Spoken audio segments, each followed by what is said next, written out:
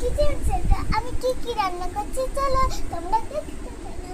প্রথমে আমি আমার কিচেন সেটের ওভেনে কুকি রান্না করব। এই একটা সাদা কুকি নিয়ে নিলাম। এই যে কুকিটা ওভেনে ঢুকিয়ে দিয়ে স্টার্ট করে দিয়েছি গাইস। এবার আমি ফ্রিজ থেকে সবজি বের করব। এই যে এই কটা সবজি বের করে নিয়েছি। এবার এই সবজিগুলো আমি ধোবো। তো চলো আমার বেসিনটা একবার দেখি।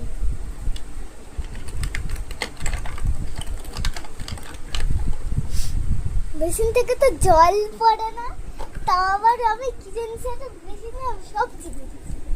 এবার এই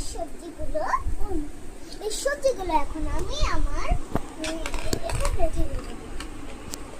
গ্যাসটা চালু করে দেবো।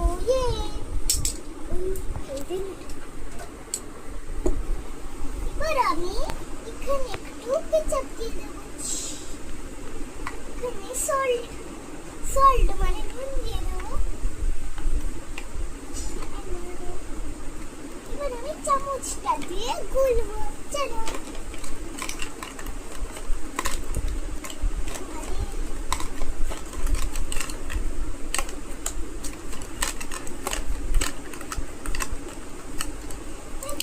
এবার একটু ঢাকা দিয়ে রেখে দিই।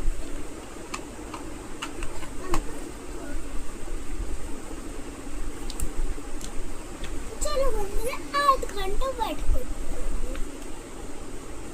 আমাদের মনে হচ্ছে তো গাইস এই দেখো আমাদের কুকি।